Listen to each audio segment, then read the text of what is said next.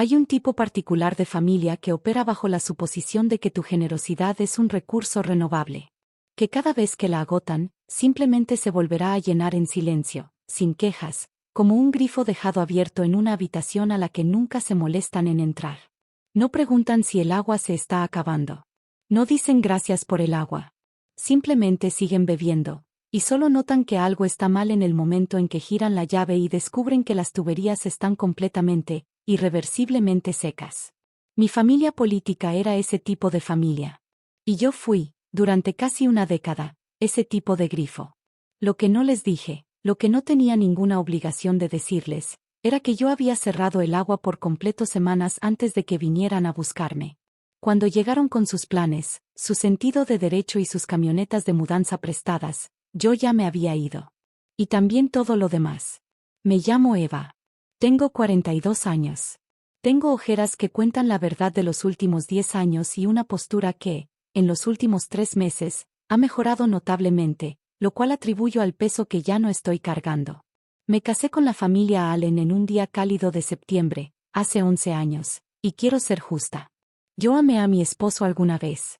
Amé la versión de él que existía antes de que su familia lo convenciera con éxito de que mis bienes eran sus bienes y mi paciencia era su derecho permanente. Esa versión no duró. Lo que sí duró fue la propiedad de vacaciones.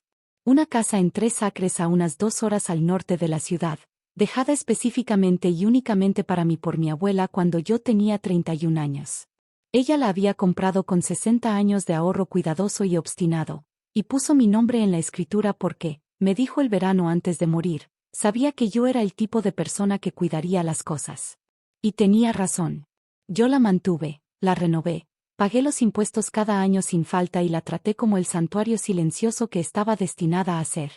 Mi familia política la trataba como una extensión de sus propias propiedades, de las cuales no tenían ningún derecho legal, financiero ni moral.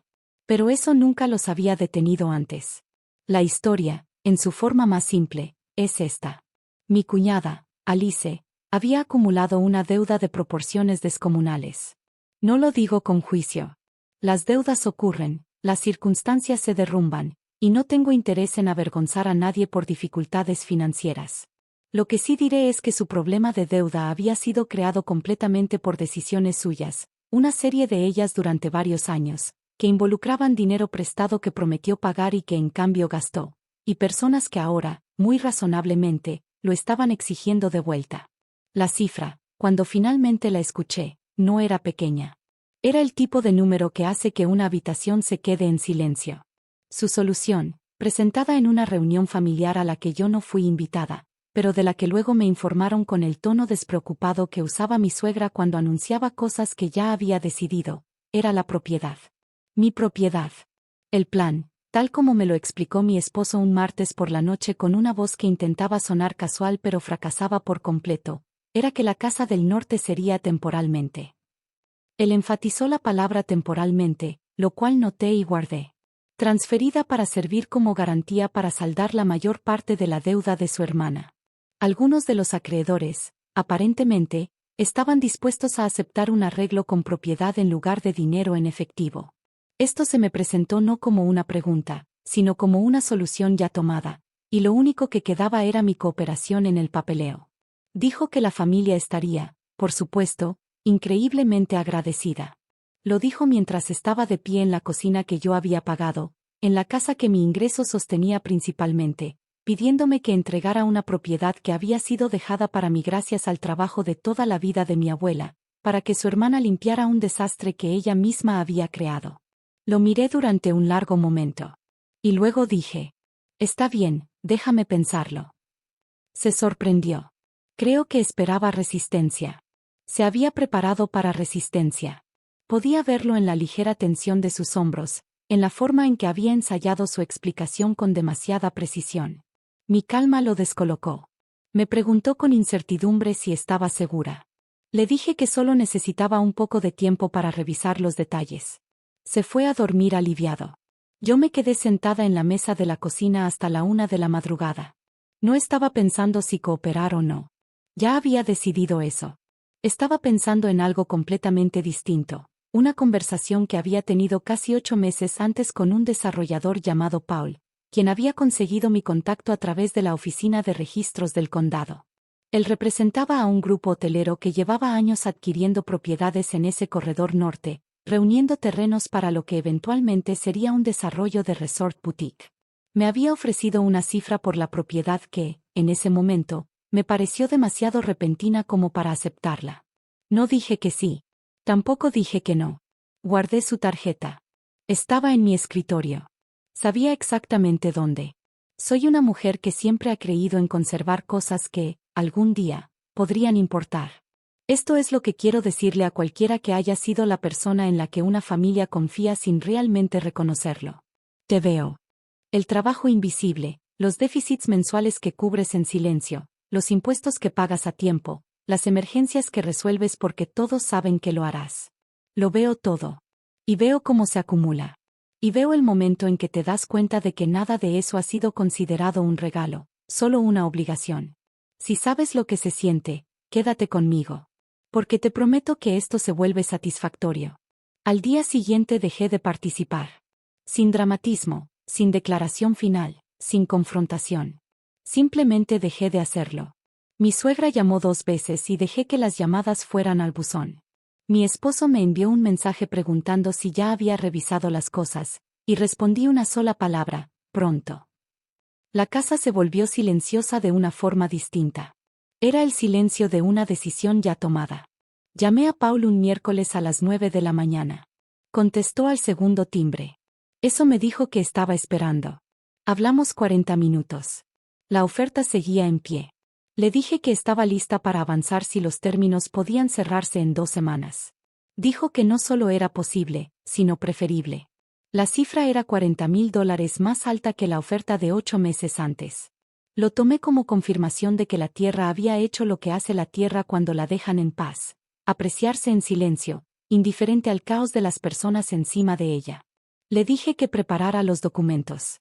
Luego llamé a mi abogada, Grace, una mujer tan cálida como un instrumento quirúrgico, y exactamente la persona que quieres de tu lado cuando la precisión importa más que la comodidad.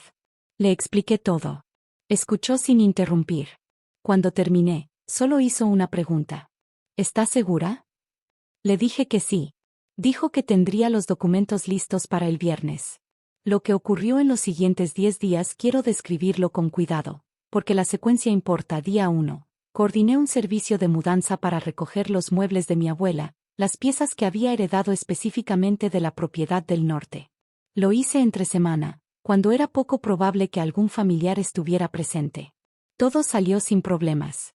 Las cosas que me importaban se fueron primero. Día 4. Los papeles de la venta estaban completos. Firmé en la oficina de Grace un jueves por la tarde, en ese silencio fluorescente tan particular de los espacios profesionales que han presenciado muchos finales sin comentarlos jamás. La propiedad pasó al desarrollador. Los fondos se liquidaron dentro del plazo habitual. Día 7. Encontré un departamento.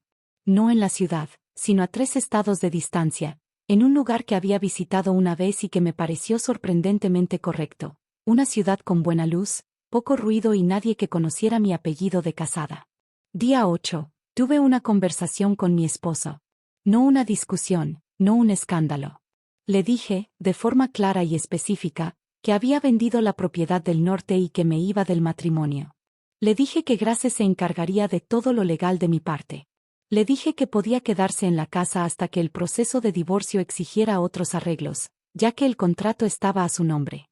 Dije todo eso con calma y de forma completa, como quien lee una decisión que ya había escrito antes. Al principio no me creyó. Luego sí. La expresión en su rostro durante esa transición entre esos 2 estados es algo que ya decidí no cargar conmigo. Día 10. Me fui. La familia se enteró de la propiedad el mismo día que los acreedores llegaron a discutir el acuerdo. Lo sé porque Grace recibió una serie de llamadas que documentó y luego me informó con su característica falta de emoción. Mi suegra había llamado 3 veces. Mi cuñada, 5. Mi esposo, que aparentemente había mantenido la venta en secreto con la última esperanza de que no fuera real, no había dicho nada a ninguno de ellos hasta que los acreedores llegaron esperando una negociación y encontraron, en su lugar, Una casa en las primeras etapas de evaluación por un equipo de desarrollo, con un aviso en la puerta principal con el nombre del grupo hotelero de Paul y las palabras, educadas pero perfectamente claras, de que la propiedad tenía nuevo propietario y cualquier acceso debía ser dirigido a la oficina legal del desarrollador. Habían llevado una camioneta de mudanza. He pensado mucho en ese detalle. Habían llevado un camión, lo que significa que estaban tan seguros, tan completamente libres de la idea de mi consentimiento, que ya habían organizado la logística antes de que la conversación siquiera terminara. Habían pasado directo a mudarse. Llegaron a una puerta cerrada. Encontraron un aviso que no esperaban. Y se quedaron, presumiblemente, en la entrada de grava frente a una casa que ya no era mía y nunca había sido suya, haciendo llamadas que no fueron contestadas. Yo estaba, en ese momento, aproximadamente a 600 millas de distancia, en un departamento medio amueblado con ventanas muy buenas y una taza de té exactamente tan caliente como yo quería. Mi abuela siempre decía que una propiedad solo vale lo que cuesta mantenerla. Ella lo decía en sentido financiero. Yo llegué a entenderlo de una forma completamente distinta, que hay cosas que sostienes que, con el tiempo, empiezan a sostenerte a ti, y la sabiduría está en saber cuáles son. La casa había sido un santuario, y luego, lentamente, sin culpa de la madera ni de la piedra ni del terreno de 3 acres, se había convertido en un punto de presión, algo alrededor de lo cual la familia giraba, codiciaba y finalmente intentó tomar con ambas manos sin preguntar. En el momento en que lo hicieron, dejó de ser un santuario y se convirtió en un problema. Liquidé el problema. Usé el dinero para construir una vida que no tiene espacio para personas que confunden acceso con propiedad. Según entiendo, el desarrollador ya comenzó la obra. El resort tardará alrededor de 18 meses en completarse.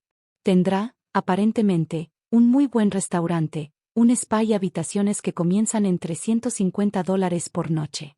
Mi familia política es bienvenida a hacer una reservación. He escuchado que es una propiedad encantadora.